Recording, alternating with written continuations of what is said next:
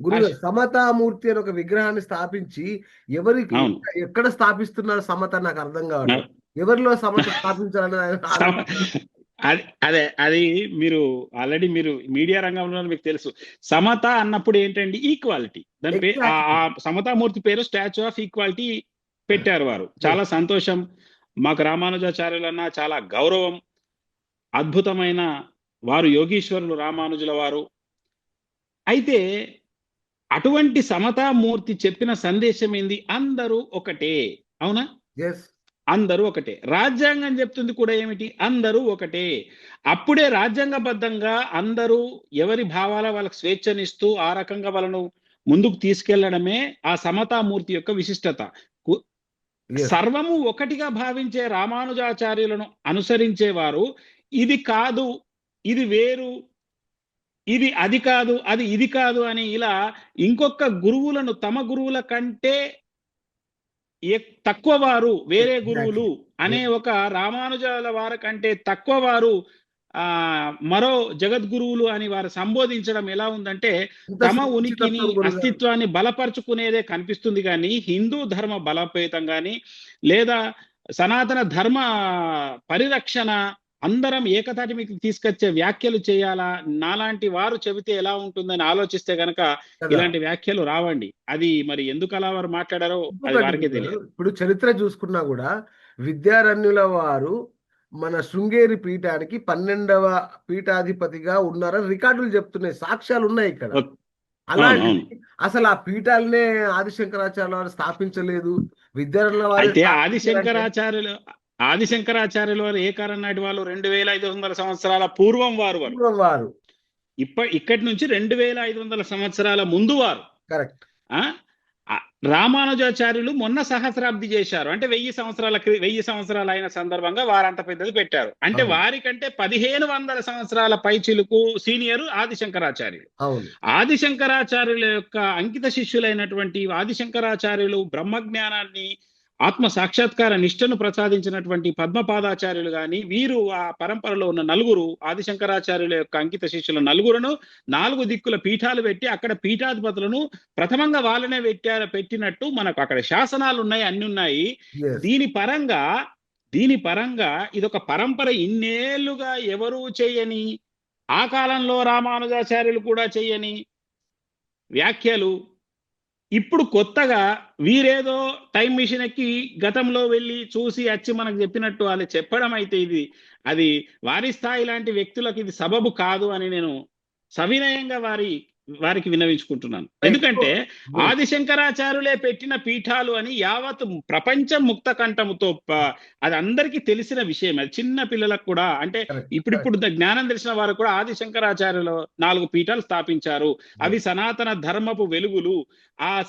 అక్కడి నుంచే 72 అవైదిక మతాలను ఆదిశంకరాచార్యులు ఖండించి చతురామ్నాయ పీఠాలను స్థాపించినట్టు మనకు చరిత్ర నొక్కి వక్కానిస్తుంటే ఒక పక్క మాలాంటి వారికే ఈ విషయం తెలిస్తే వారు ఎంత గొప్పవారు, చిన్నజీర స్వామి వారు ఎందుకు ఇలా మాట్లాడారు అనేది మాకైతే ఇది ఇది ఇది అంటే మింగుడు పడని విషయం, అంటే అర్థం కాని విషయం. మీరు ఇది అర్థం నిజంగా చేసుకోవాలి.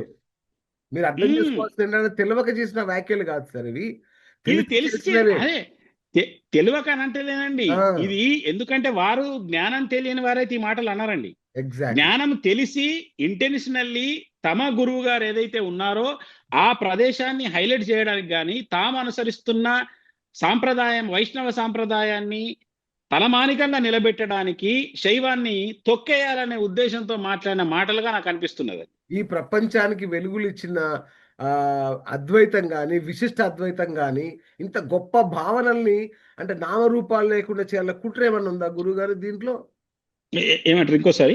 అదే అద్వైతం, ఇప్పుడు అద్వైత సిద్ధాంతం అద్వైతాన్ని ప్రతిపాదించారు. అవును, శంకరాచార్య అద్వైతము ఆదిశంకరాచార్యుల అద్వైత మత స్థాపన స్థాపించారు కదా, అంటే దాన్ని లేకుండా చేయాలన్నా? అవును, విశిష్టాద్వైతం రామానుజాచార్యులు విశిష్టాద్వైతాన్ని వీరిచ్చారు. రామానుజాచార్యులు చేసిన విశిష్టాద్వైతం ఏదైతే ఉందో దాన్ని హైలైట్ చేస్తూ అద్వైత సిద్ధాంతం ఏదైతే ఉందో వారు, నేను గతంలో విన్నది ఏంటంటే అద్వైతం కూడా ఏమీ లేదటండి, అంతా ఒకటేనటండి, ఆ! అంతా ఒకటి ఎలా అవుతుందండి అని కొంచెం వ్యంగ్యంగా ఆ వెటకారంగా మాటలలో కొంచెం కనిపిస్తుందండి. అంటే కరెక్ట్. కనిపించే ఒక ఒక ఫేస్ లోనే ఆ అద్వైతం పట్ల ఒక జుగుప్సాకరమైన ఫేస్ పెట్టేసి వాళ్ళు అంటారు చూడండి. కరెక్ట్. అది కరెక్ట్. విన్నప్పుడు అంటే మాట తెలియక అన్నది వేరు, కావాలని అంటున్న మాటలే అన్న అవును. సందేహం లేదు. బా! అట్లా ఇంకొక ఆ! అద్వైత మతాన్ని తొక్కేయాలి. అద్వైతం అంటే ఏంటండి? సమతామూర్తి యొక్క ఏదైతే స్టాచ్యూ ఆఫ్ ఈక్వాలిటీ ఉందో అందరూ సమానమే, అంతా ఒక్కటే అని ఆదిశంకరులు ఆనాడే చెప్పారు. అద్వైతము అంటే రెండవది లేనిది, ద్వైతము లేనిది అద్వైతం. అద్వైతం అంటే రెండవది లేదు. రెండవదంటే మీరు చూస్తున్న ఈ ప్రపంచం అనేది లేదా వస్తు విషయాలనేటివి ఇవన్నీ ఉన్నాయి. కానీ ఇవన్నీ కాలంలో కలిసిపోతాయి. కాలంలో కలవని అనంతమైన సత్యమే శివము. అదే పరమ చైతన్యము. దాన్నే పరమశివము, శివోహము అని తాను ప్రకటించాడు. దాన్ని అనుభూతిగా పొంది ఆత్మ సాక్షాత్కార నిష్ట పొంది ఆ శివ స్థితిని అందుకొని వారు ప్రకటించిన విషయం అంతా కాలంలో కలిసిపోయి చివరికి ఉంటుంది. అన్నిటికీ ఆధారమైన ప్రతి ప్రాణిలోనూ దాగి ఉన్నటువంటి ఆత్మ పదార్థమే ఆ పరమ చైతన్యమైన శివుడు అని తాను ప్రకటించాడు. కాబట్టి ఇంకొకటి తాను ప్రకటించిన సత్యము అంత గొప్పగా ఉంటే, అదే మాట స్టాచ్యూ ఆఫ్ ఈక్వాలిటీలో కూడా అదే మాట ఉంటే, మరి మీ ఈక్వాలిటీ మిగతా అద్వైత మతం పట్ల ఎందుకు చూపెట్టలేకపోతున్నారు? అది. మతంలోనే మళ్ళీ చెనిదేరి స్వామి గారు ప్రారంభమవుతాయి. ఎందుకు చూపెట్టలేకపోతున్నారండి? ఇంకొకటి గురుగారు ఇదే ప్రశ్న. ఆ! రైట్. ఇంకొకటి. ఇప్పుడు 'శివానంద లహరి' అని రాశారు. 'సౌందర్య లహరి' అని రాశారు. ఎవరు? ఆదిశంకరులు. శివశంక ఆదిశంకరులు. మరి ఈ పుస్తకంలో ఆదిశంకరాచార్యులు సౌందర్య లహరి, శివానంద లహరి ఇలాంటి ఎన్నో గొప్ప గొప్ప గ్రంథాలు, శాస్త్రాలు మనకిచ్చారు. మరి ఆ బ్రహ్మసూత్రాలకు భాష్యం. పుస్తకాలేంటి? ఆయన వైష్ణవుడే అయితే మరి ఈ పుస్తకాలేంటండి? దీన్నెట్లా యాక్చువల్ జమకడతారు? ఏంటంటే యాక్చువల్ ఏందంటండి, గురూజీ. శివ అన్నప్పుడు తన దృష్టిలో ఈ అనంత సృష్టిని సృష్టించినటువంటి మహా చైతన్యాన్ని శివం అన్నారు వారు. ఓకే. ఆ ఆ చైతన్యపు తరంగాలను ఆ శివ స్థితిని వర్ణించేది శివానంద లహరి అయితే, సౌందర్య లహరి ఏంటంటే మన లోపల నిద్రాణమై ఉన్న కుండలిని శక్తి మూలాధార చక్రంలో ప్రతి ఒక్కరి లోపల కుండలిని శక్తి రూపంలో ఆ పరాశక్తి ఉంది. ఆ పరాశక్తి యొక్క గమనాన్ని, పరాశక్తి యొక్క ఆరాధనను, పరాశక్తి ఏ రకంగా మనలో జాగృతి అవుతుంది, ఏ రకంగా మనం ప్రార్థించాలి అని ఒక చలన శక్తి యొక్క వర్ణన సౌందర్య లహరి. సౌందర్య లహరి ఎవరైతే సాధన చేస్తారో వారు శివానంద స్థితిని పొందుతారు. అంటే శివానంద లహరిలో వారు ఉంటారు అనేది దాని యొక్క ఆంతర్యం. ఎందుకంటే వారు ఆ పరబ్రహ్మమును బ్రహ్మవిద్ బ్రహ్మైవ భవతి, ఆ పరబ్రహ్మమును వారు అనంత నిష్టను పొందిన మహాయోగీశ్వరుడు ఆదిశంకరులు కాబట్టి, అటువంటి యోగీశ్వరులు రాసినటువంటి ఆ గొప్ప గ్రంథాలవి, వారి అనుభవ గ్రంథాలవి. వారు రాసినవి స్వయంగా అనుభూతి కరెక్ట్. చెంది. ఇప్పుడు కరెక్ట్. మనం కదా ఒక ఏనుగును చూస్తే ఏనుగు ఎలా ఉంటుందని ఎట్లా వర్ణిస్తామో, అలాగే తాను ఆ పరమాత్ముని దర్శించి పరాశక్తి యొక్క స్థితిని తన ఆంతర్యంలో దర్శించి రాసిన గ్రంథాలే ఒకటి సౌందర్య లహరి, ఒకటి శివానంద లహరి.